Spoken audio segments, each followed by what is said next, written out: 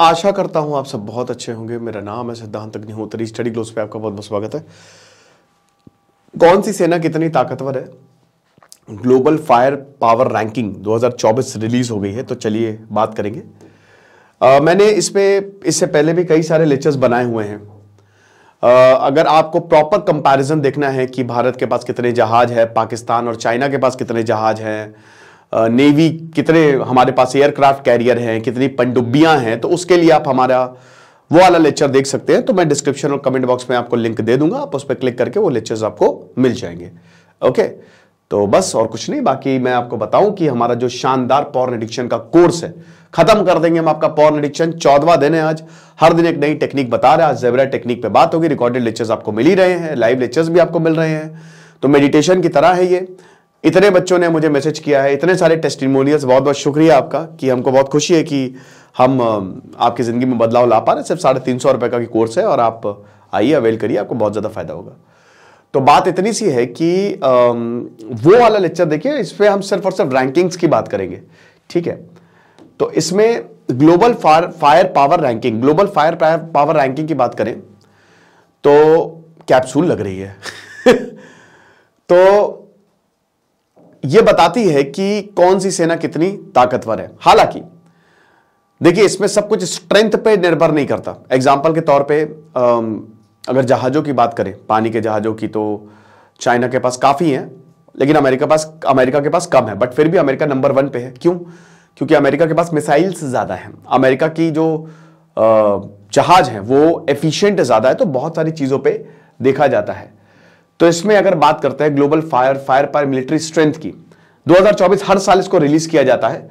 तो 60 फैक्टर्स लिए जाते हैं, 60 फैक्टर्स को देखा जाता है। सबसे पहले नंबर ऑफ ट्रूप्स कितने हैं। जैसे अगर भारत की बात करें, इंडिया की बात करें, तो इंडिया में जो रिजर्व्ड ट्रूप्स हैं वो 14 लाख के करीब, 11 लाख के एक्टिव ट्रूप्स और 14 लाख के रिजर्व, यानी कि 25 लाख। भारत की अगर टोटल मिलिट्री स्ट्रेंथ की बात करें ना, तो 25 लाख है और 11 लाख तो एकदम लगे हुए हैं। एयरफोर्स में 3.5 लाख और जोड़ लीजिए, नेवी में 1.5 लाख के करीब और जोड़ लीजिए। तो मोटा मोटी मान के चलिए कि भारत, इंडियन आर्म्ड फोर्सेज, जिसमें आपकी मिलिट्री, मतलब आपकी आर्मी, आपकी एयरफोर्स और आपकी नेवी आ जाएगी, तो भारत 30 लाख से भी ज्यादा है भारत की। तो दुनिया की सबसे बड़ी सेना भारत के पास है। मैन पावर, सिर्फ मैन पावर के टर्म्स में बात करें तो सबसे बड़ी सेना हमारे पास है। बट और भी चीजों पे होता है, डिपेंड होता है। एग्जांपल के तौर पे जब बैटल ऑफ प्लेसी हुई तो पूरी सेना उतार दी, ठीक है। बट यहां पे ब्रिटिश बहुत ही कम सेना लेके आए थे। बैटल ऑफ प्लेसी में तो खैर बैटल हुई नहीं थी। बैटल ऑफ बक्सर ले लीजिए या कोई भी बैटल, तो यहां पे जो ब्रिटिश थे प्रॉपर ऑर्गेनाइज्ड थे और उनके पास बंदूकें थी, तोप खाने थे, है ना। फर्स्ट बैटल ऑफ पानीपत में भी यही हमको देखने को मिला। 20,000 की खाली बाबर की सेना थी और जो लोदी था, इब्राहिम लोदी, उसकी लाख की सेना थी। लेकिन यहां पे बाबर की सेना ऑर्गेनाइज्ड थी, उसके पास तोप खाने थे। तो बात इतनी सी होती है सिर्फ। लेकिन देखिए, भारत की बात करें ना, अभी मैं आपको बताऊंगा कि भारत क्यों सबसे, मतलब मैं अगर मेरा आकलन देखे तो भारत की सेना नंबर 1 है। उसका अभी मैं आपको उदाहरण दूंगा। Global fire power military strength rankings की बात करें तो वही, जैसा कि हमने बताया कि नंबर ऑफ ट्रूप्स कितने हैं, फिर मिलिट्री इक्विपमेंट आपके पास कितने हैं, ठीक है, कितने एफिशिएंट मिलिट्री इक्विपमेंट है, क्या क्या आप यूज कर रहे हैं, फाइनेंशियल स्टेबिलिटी कितना है, जीडीपी का कितना पैसा खर्च हो रहा है, कितना पैसा यहां पे आर्मी को दिया जा रहा है, आपकी ज्योग्राफिकल लोकेशन क्या है, ठीक है। सबसे इंपॉर्टेंट यही होती है, सबसे इंपॉर्टेंट। इसी की वजह से जैसे लद्दाख में रोड्स बनाई जा रही हैं, है ना, लद्दाख में एयरपोर्ट्स बनाए जा रहे हैं। क्यों? क्योंकि वो एरिया, ईस्टर्न एरिया जो है हमारा, वो चाइना की वजह से वल्नरेबल हो गया है। तो जितना बढ़िया आप लॉजिस्टिक्स देंगे, जितना अच्छा इंफ्रास्ट्रक्चर होगा, क्योंकि वॉर इसी से ही जीते जाते हैं। देन उसके बाद रिसोर्सेस कितने अवेलेबल हैं आपके पास, ठीक है। तो ये फैक्टर्स जो हैं ये बताते हैं कि पावर इंडेक्स कितना है। 0 यहां पे बेस्ट होता है। 0 अगर उल्टा चलता है यहां पे, जाहिर सी बात है, जैसे 4 3 2 1 इस तरीके से, तो 0 सबसे बेस्ट है। लोएस्ट स्कोर मतलब होता है कि आपकी मिलिट्री जो कैपेबिलिटी है वो सबसे बेस्ट है, और 0 है तो परफेक्ट है। तो दुनिया के जो 5 सबसे ताकतवर देश हैं उसमें देखिए अमेरिका नंबर 1 पे है, ठीक है। फिर रशिया है, रशिया का नंबर 2 पे आना, क्योंकि देखिए रशिया जब वॉर होता है एक्चुअल में तब पता चलता है। चाइना नंबर 3 पे, भारत 4 पे, दक्षिण कोरिया 5वें पे। जब एक्चुअल में वॉर होता है, ये पिछले साल की रैंकिंग्स हैं, ठीक है। तो अभी आप देखिए इस साल की रैंकिंग्स, तो वही मैं बताता कि जब एक्चुअल वॉर होता है तो आपको पता चलता है। भारत में क्या है ना, कि भारत को मैं क्यों नंबर 1 इसलिए बोल रहा हूं, क्योंकि भारत की एक तो लीडरशिप, भारत ने उन परिस्थितियों में युद्ध जिताया, जैसे 1971 पूरा वेस्ट पाकिस्तान के साथ था। अमेरिका ने सबसे आधुनिक हथियार पाकिस्तान को दिए थे, उसके बावजूद वो सब के सब धरे के धरे रह गए। हम उस समय चाहते तो पूरे पाकिस्तान पे कब्जा कर सकते थे, क्योंकि उनकी पूरी आर्मी ने सरेंडर कर दिया था। 90 लाख सैनिकों का सरेंडर था। आप समझ रहे हो, मतलब इतना बड़ा सरेंडर जो है वो आज तक कभी भी नहीं देखा गया है। तो पूरी आर्मी उनकी जो है वो सरेंडर कर दी थी। सेकेंड पॉइंट अगर हम बात करते हैं यहां पे, तो इंडिया ने 1971, 1998, 1965 और 1962, 1947 भारत की आर्मी ने युद्ध लड़े हैं। भारत की आर्मी ने वॉर लड़े हैं और उनको जीता है। चाइना का 1962 को हटा दे, बाकी जितने भी चाइना से कॉन्फ्लिक्ट हुए ना, चाइना के नाक के चने चप गए। चाइना एक एक भारतीय जो है वो चाइना के 20-20 पर भारी पड़ा है। ओके, उस हिसाब से तीसरा पॉइंट, युद्ध जो है ना वो एक अच्छी लीडरशिप से जीता जाता है, और भारत के अंदर वो इनबिल्ट है। भारत ने सब कुछ जीत लिया था। अशोक जो है वो पूरा यूरोप तक चले गए थे। बिल्कुल। तो बात इतनी सी है कि जो युद्ध है वो रणनीति से जीता जाता है, इंटेलिजेंस और लीडरशिप से जीता जाता है। और हमारी जो सेना है, अगर ऑन ग्राउंड की बात करें तो मैन पावर, आदमियों के हिसाब से सबसे बड़ी सेना है हमारी। 30 लाख से ज्यादा हमारे पास सैनिक है। ये तो सिर्फ आर्मी की बात करें, सीआरपीएफ आप अलग हटा लीजिए, बाकी जो सीएपीएफ उनके अलग हटा, उनको आप अलग हटाइए। तो उस हिसाब से भी भारत जो है वो नंबर 1 पे होना चाहिए। बट हां, कहीं ना कहीं टेक्निकलिटी में हम अभी भी लैक कर रहे हैं। हमारे इतना ज्यादा पैसा भी नहीं, डिफेंस बजट जो है वो अभी उतना नहीं है जितना अमेरिका का है। तो ये बातें जो है वो हमको पीछे कर देती हैं। रशिया की बात करें, अब रशिया यूक्रेन वॉर चल रहा है, तो रशिया कोई जीत तो पा नहीं रहा है। रशिया की हालत खराब हो गई है यूक्रेन में, तो सेकंड नंबर पे उसको रखा तो गया है। बट वही बात है ना कि आप, अब ये वैसे ही हो गया कि एग्जाम है, बस एक आदमी को देख के हमने ये कयास लगा ली कि टॉप करेगा। बट जब एग्जाम जब होता है तब एक्चुअल में पता चलता है कि वो कितना काबिल है, वो टॉप करेगा कि फेल हो जाएगा, है ना। चाइना की बात करें तो चाइना ने कोई युद्ध नहीं लड़ा है, कोई भी। एक भारत से ही लड़ा था, वो भी उसके बाद जितने भी युद्ध लड़े पीछे ही हटा है।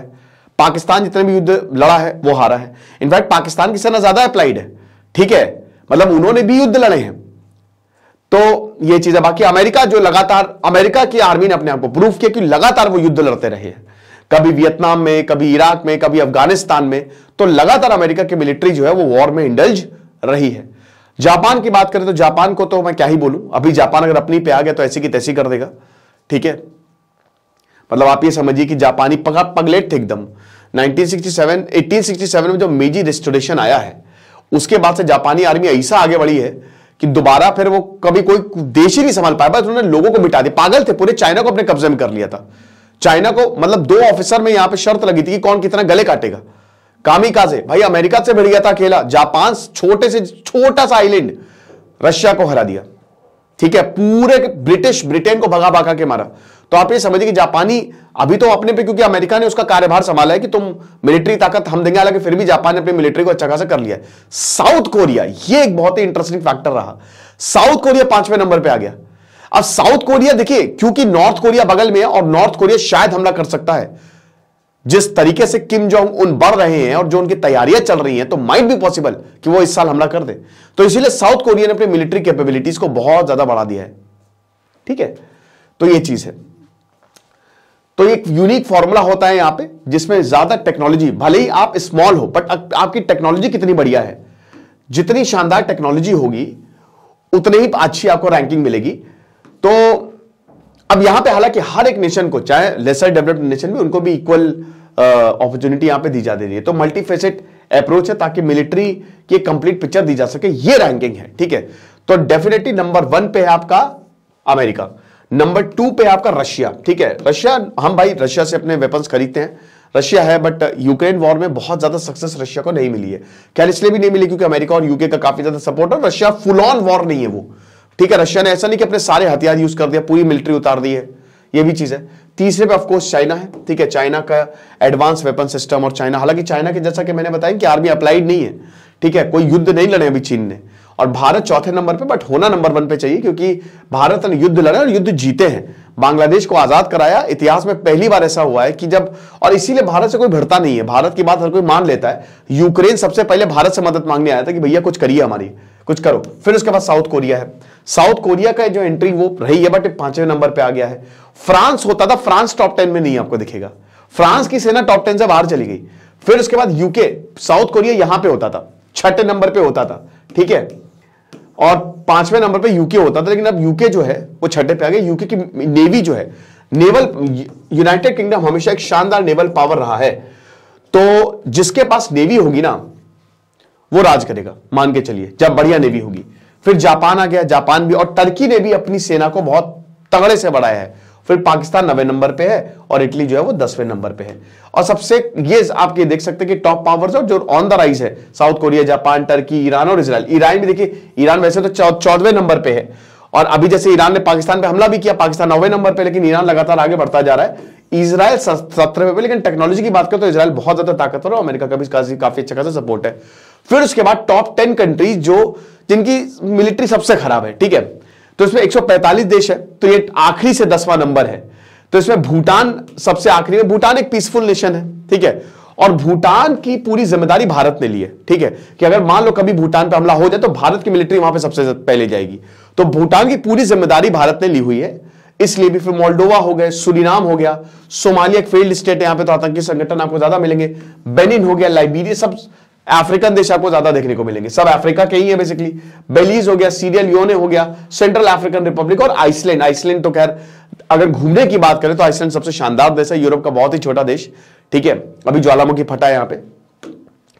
तो ये हिसाब किताब है, तो चेंजेस हमको देखने को मिले, स्पेशली यूके। पाकिस्तान की बात करें तो 7वें प्लेस से सीधा मतलब यहां पे थोड़ा नीचे गिरा है, तो ये चीज है। बाकी रशिया 2nd प्लेस पे है ही है।